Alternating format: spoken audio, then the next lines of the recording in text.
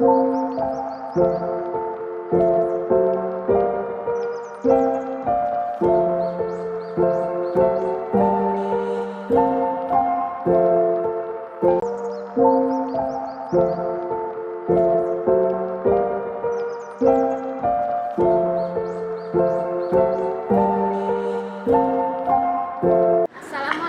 warahmatullahi wabarakatuh. Nama saya Eniara. Saya adalah salah satu mahasiswa PPG dalam jabatan S1 tahun 2025 pada LPTK IAIN Palopo. Pada hari ini bertepatan hari Sabtu tanggal 10 Mei 2025, saya akan melakukan praktek mengajar pada kelas 10 Man 1 Mandailing Natal dengan judul Abu Bakar As-Siddiq sebagai salah satu syarat dalam mengikuti uji kinerja. Bagaimana prosesnya? Mari kita saksikan bersama. Assalamualaikum warahmatullahi wabarakatuh. Waalaikumsalam warahmatullahi wabarakatuh. Bagaimana kabarnya hari ini, Nak? Baik, Ibu. Sehat semua? Sehat, Ibu. Ada yang kurang sehat? Baik, Ibu. Alhamdulillah. Mudah-mudahan kita semua selalu dalam lindungan Allah Subhanahu wa taala. Amin.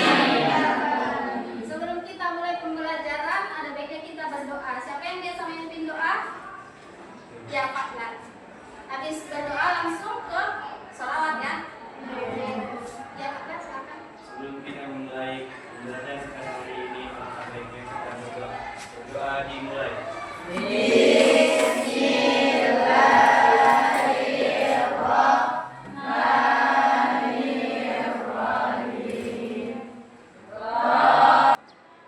Baik, sebelum kita mulai pembelajaran kita absen dulu ya. Kira-kira ada yang tidak hadir? Nihil. Semua? Tidak ada yang kosong kan mejanya? Baiklah. Sebelum kita masuk ke pembelajaran kita, apa judulnya, Nak? Hari ini kita akan mempelajari tentang Abu Bakar As-Siddiq. Minggu lalu kita mempelajari tentang apa? Khulafaur Rasyidin. Ada yang masih ingat apa pengertian Khulafaur Rasyidin? Tunjuk tangan. Ya, Adrian. Apa itu Khulafaur Rasyidin? Khulafaur Rasyidin terdiri dari dua kata bahasa Arab. Yang pertama khulafa yang berasal dari kata khalifah yang artinya pemimpin, dan yang kedua Rasyidin yang berasal dari kata rasyid yang berarti benar dan petunjuk. Jadi Khulafaur Rasyidin artinya adalah orang-orang yang mendapat petunjuk setelah Nabi Muhammad SAW wafat. Yang Khulafaur Rasyidin adalah apa, Nak?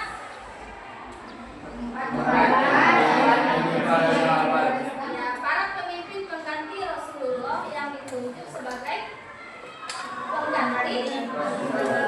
pengganti apa?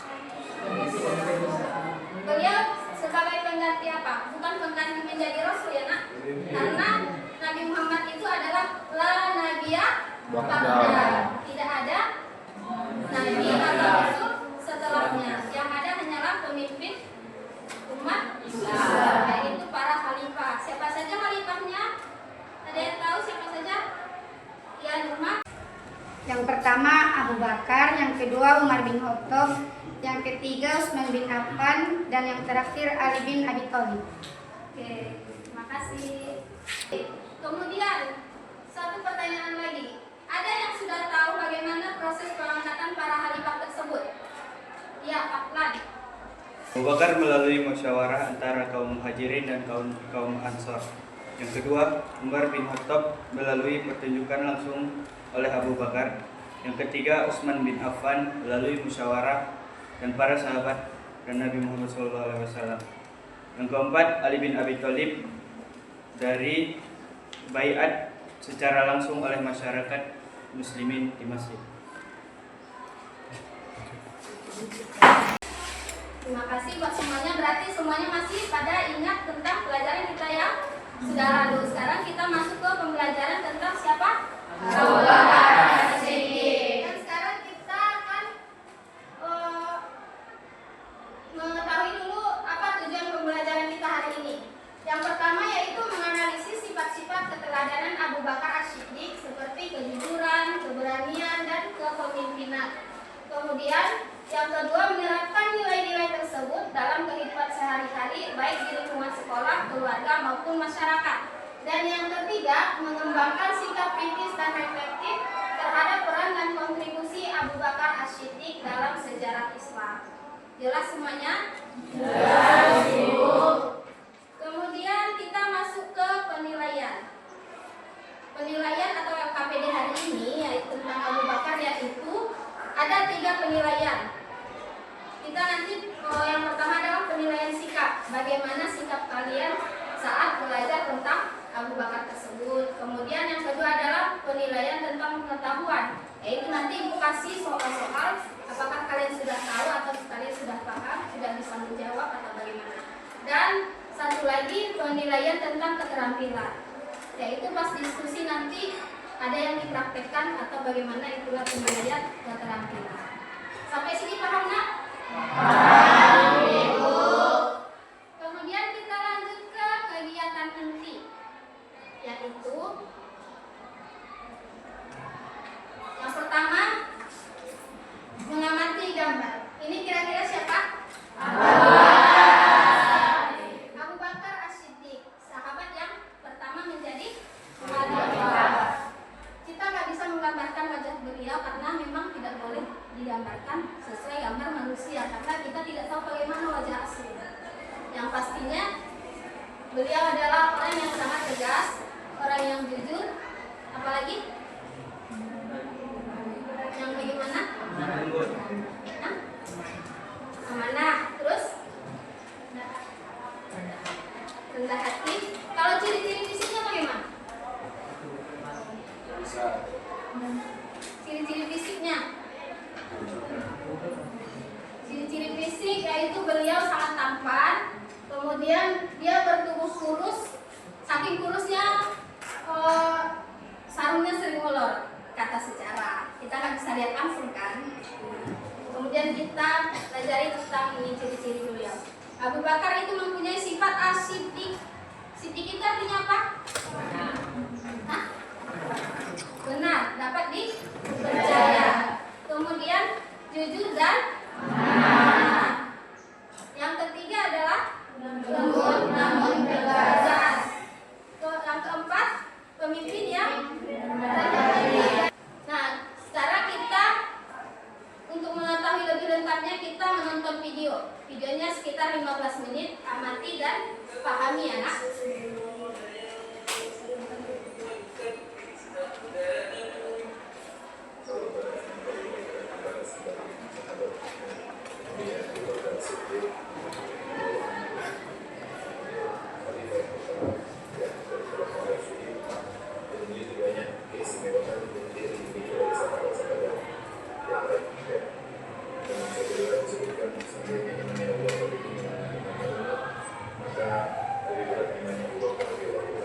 Dengar.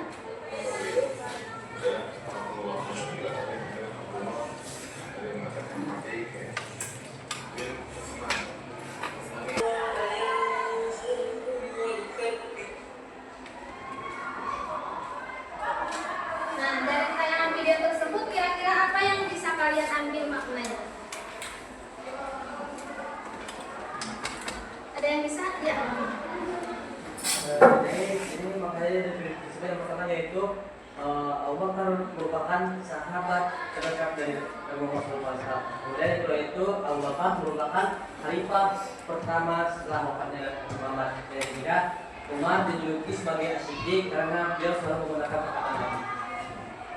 Ada lagi? Ya. Yang pertama, Abu Bakar As-Siddiq adalah pemimpin teladan yang berjasa besar dalam menjaga keutuhan umat Islam. Yang kedua, melalui keberanian, ketegasan, dan keimanannya, kepemimpinannya menjadi contoh ideal. Yang ketiga, bagi generasi Islam sepanjang masa. Yang bisa menjelaskan apa saja tantangan yang dihadapi Abu Bakar selama menjadi khalifah? Ya.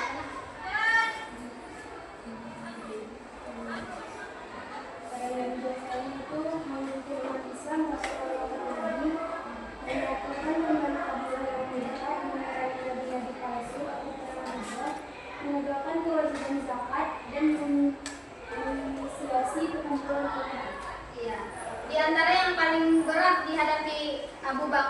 memimpin umat Islam setelah wafatnya Rasulullah ialah memerangi nabi-nabi palsu. Yang pertama adalah munculnya apa? Nabi-nabi palsu. Kemudian apa lagi? Permasalahan apa lagi yang dihadapi? Kemudian, mereka menganggap bahwa zakat itu tidak diwajibkan karena Rasulullah kan sudah wafat. Mereka menganggap bahwa zakat itu adalah perjanjian semasa hidupnya Rasulullah. Mereka hanya membuat perjanjian selama Rasulullah hidup, dan setelah Rasulullah wafat mereka menganggap perjanjian itu tidak ada lagi. Makanya timbul apa? Keengganan untuk membayar zakat. Itu salah satu kemurtatan. Tadi yang pertama kemurtatan apa? Munculnya nabi-nabi palsu. Kemudian yang kedua apa? Kemurtatannya. Iya, ada yang kembali menyembah berhala. Menyembah apa lagi? Kembali ke agama nenek moyang. Itu yang kedua. Dan yang ketiga apa? Tadi keengganan untuk membayar zakat. Dan bagaimana cara Abu Bakar mengatasi hal tersebut? Bagaimana cara Abu Bakar mengatasi hal tersebut? Bagaimana? Ada yang tahu? Iya, dengan mengirim beberapa pasukan ke beberapa penjuru untuk memerangi kaum murtad tersebut, yaitu dengan apa namanya perang Riddah. Ya. Kemudian apa lagi? Ada lagi masalah selanjutnya? Kemudian bagaimana dengan pembukaan Al-Quran? Tadi ada yang kita tonton, siapa yang membuka Al-Quran? Siapa yang disuruh Abu Bakar membuka Al-Quran? Siapa? Alasannya dulu, alasannya kenapa Abu Bakar menyuruh Al-Quran itu dibukukan?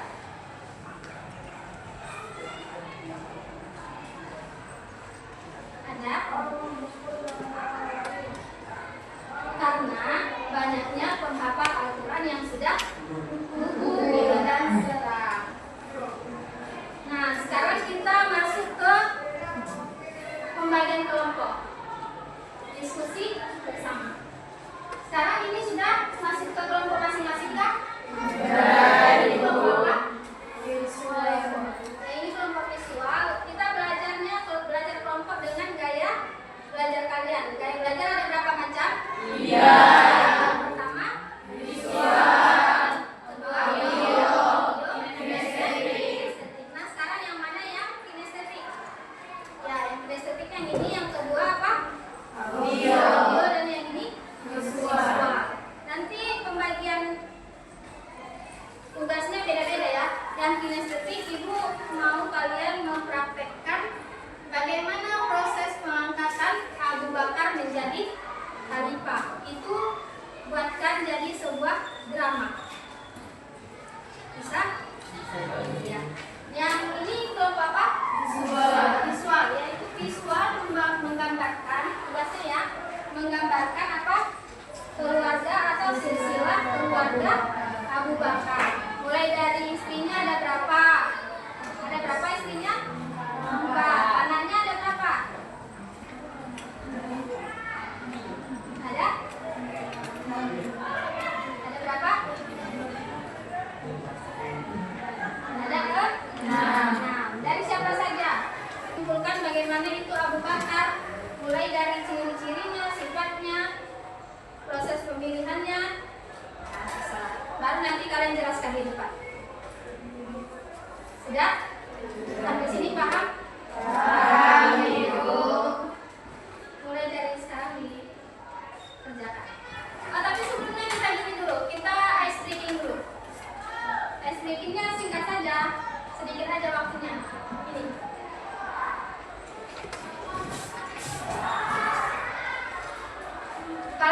Kalau ibu bilang belajar SKI gitu kan, baru kalian jawab mudah. Coba. Mudah. Menyenangkan.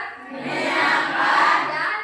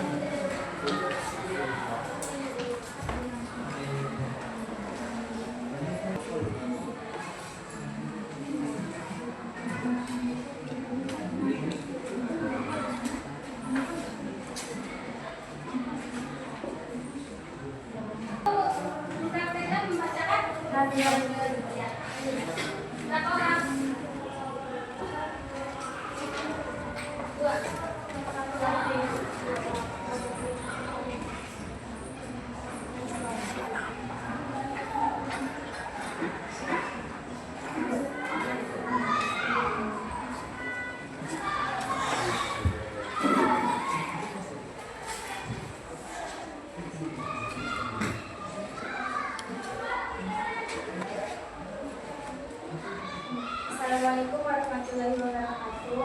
Waalaikumsalam warahmatullahi wabarakatuh. Kami akan menjelaskan silsilah Abu Bakar As-Siddiq. Yang pertama, Abu Bakar As-Siddiq mempunyai 4 istri. Istri pertama yaitu Ummu Ruman. Ummu Ruman memiliki 2 anak. Yang pertama Aisyah dan yang kedua Abdurrahman. Istri kedua bernama Habibah yang memiliki 1 anak, yaitu Ummu Kulsum. Istri ketiga bernama Futailah yang memiliki 2 anak, yaitu Abdullah dan Asma binti Abu Bakar. Dan istri keempat bernama Asma binti Umais dan mempunyai 1 anak, yaitu Muhammad. Sekian, terima kasih. Assalamualaikum warahmatullahi wabarakatuh.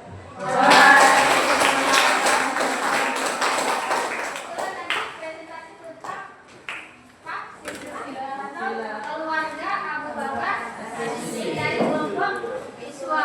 Yang kedua siapa? Audio atau kinestetik dulu? Audio dulu. Ya, audio. Siapa yang mau presentasikan?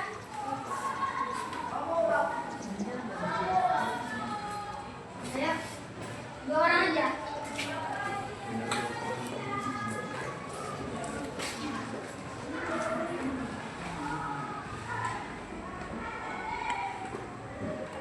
Rumah sama siapa?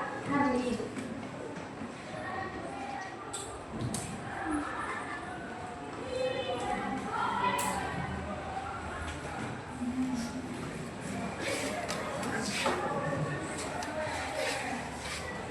Assalamualaikum warahmatullahi wabarakatuh. Waalaikumsalam warahmatullahi wabarakatuh.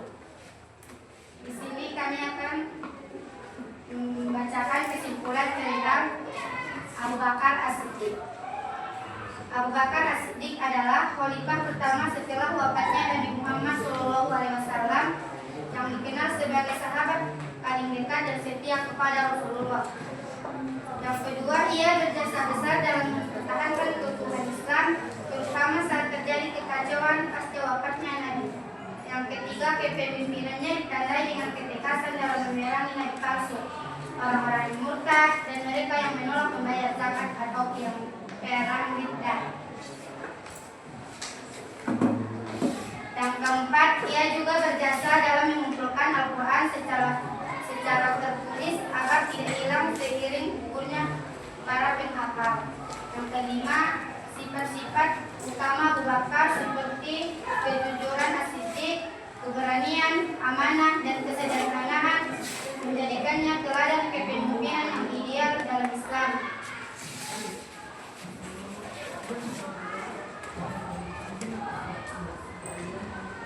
Abu Bakar As-Siddiq, ia memainkan peran penting dalam menjaga keutuhan umat Islam pasca wafatnya Nabi, terutama melalui ketekasannya memerangi nabi palsu dan kaum murtad dalam perang Badar.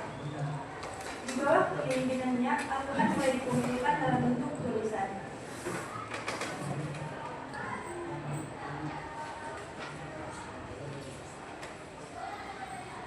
Cukup sekian yang dapat kami sampaikan. Assalamualaikum warahmatullahi wabarakatuh. Terima kasih buat kelompok audio. Dan selanjutnya kita masuk ke kelompok kinestetik.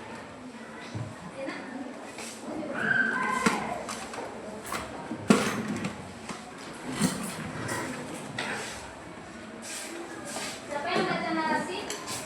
Pak Tan. Abu Bakarnya siapa? Ya, baru Iman. Si Rasid apa? Rasid jadi apa? Ketua hadirin baru Sofian? Oke, silakan. Assalamualaikum warahmatullahi wabarakatuh. Waalaikumsalam warahmatullahi wabarakatuh. Di sini kami akan menampilkan drama kami tentang Abu Bakar diangkat menjadi seorang khalifah. Drama singkat.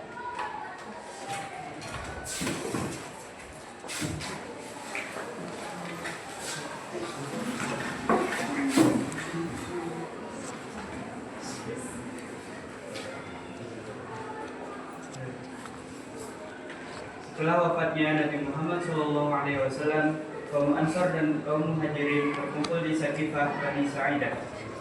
Umat Islam menghadapi situasi genting, yaitu siapakah yang akan menjadi pemimpin setelah wafatnya Nabi Muhammad SAW.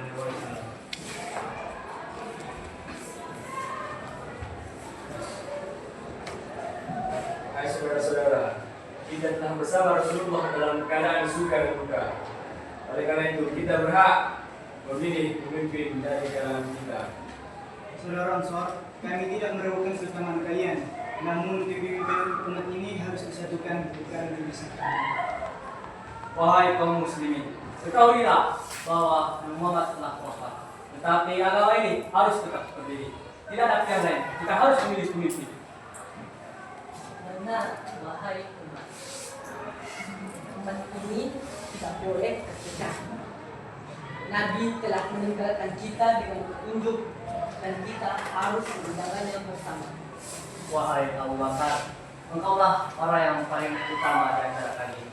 Engkaulah orang yang ada di sisi dia ketiga di dalam dua. Dan engkaulah orang yang pertama yang sholat bersama Nabi. Engkaulah yang atas di antara kami, wahai Abu Bakar. Wahai umat Islam, aku bukan yang terbaik di antara kalian. Dan aku tidak benar. Bantulah aku jika aku salah. Aku hanyalah pelayan, bukan penguasa. Dengan nama Allah, aku membayar Abu Bakar sebagai khalifah pertama umat Islam. Aku pun membayar Abu Bakar. Pimpinlah kami, wahai pemimpin yang amanah dan terpercaya. Kami membayar Abu Bakar sebagai khalifah Rasulullah. Demikianlah Abu Bakar As-Siddiq diangkat menjadi khalifah pertama setelah Rasulullah SAW wafat. Ia memimpin dengan kejujuran, kelembutan, dan ketegasan. Kepemimpinannya menjadi fondasi bagi kejayaan Islam selanjutnya.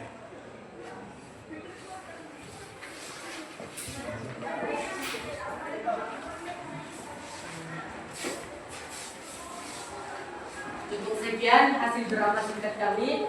Kurang lebihnya kami mohon maaf. Assalamualaikum warahmatullahi wabarakatuh.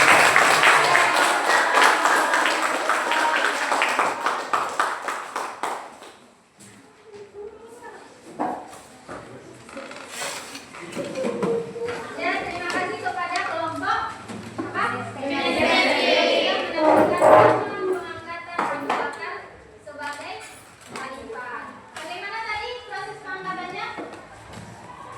Bagaimana tadi, Nak?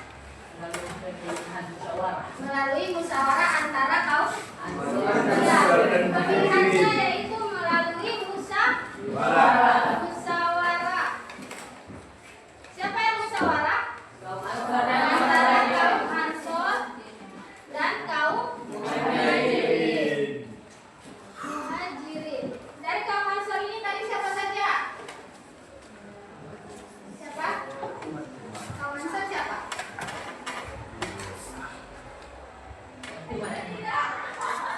Umar itu ada di kaum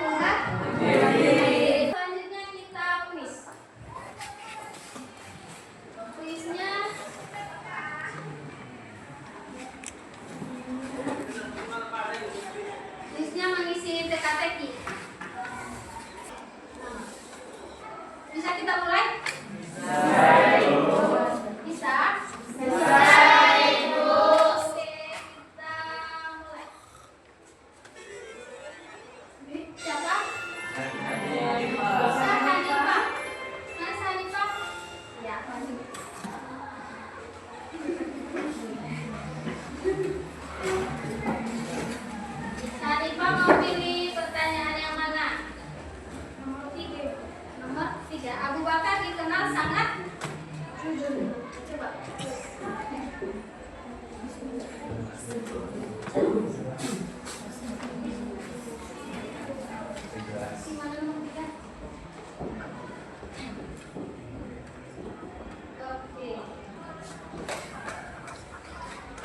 Abu Bakar dikenal sangat jujur. Nah, selanjutnya kita pilih lagi. Deg-degan?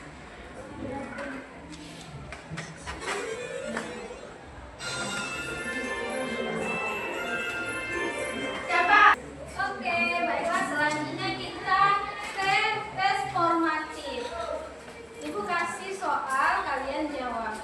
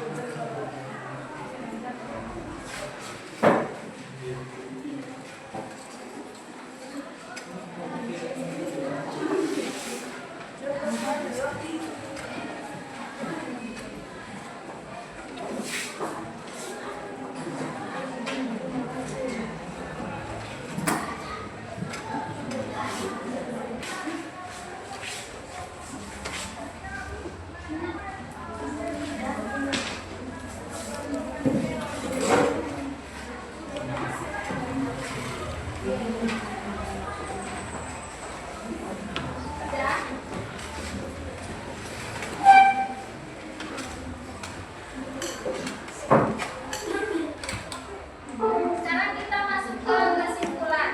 Siapa yang dapat menyimpulkan dari pembahasan kita tentang Abu Bakar? Ya, ada Fadli. Jadi kesimpulannya ini yang pertama, Abu Bakar As-Siddiq merupakan sahabat terdekat dari Muhammad SAW. Kemudian yang kedua, Abu Bakar merupakan khalifah pertama setelah wafatnya Nabi Muhammad. Yang ketiga, Abu Bakar dijuluki sebagai As-Siddiq karena dia selalu membenarkan perkataan Nabi. Iya. Ada lagi yang bisa menyimpulkan? Kita selanjutnya nanti adalah siapa? Umar bin Khattab. Itu khalifah yang kedua setelah Abu Bakar. Pembahasan kita minggu depan berarti siapa tadi? Umar bin Khattab. Ya, dari sekian siapa itu Abu Bakar? Umar bin Khattab. Bagaimana cara proses terpilihnya beliau sebagai khalifah? Kemudian silsilahnya dan masih banyak lagi. Kalian bisa belajar di mana saja, cari di buku atau di Google atau di mana saja. Pokoknya minggu depan nanti kita masuk ke pembahasan tentang Umar bin Khattab. Kalian sudah tahu beberapa dan baiklah, hari ini kita cukupkan sampai di sini dan kita ucapkan alhamdulillahirabbil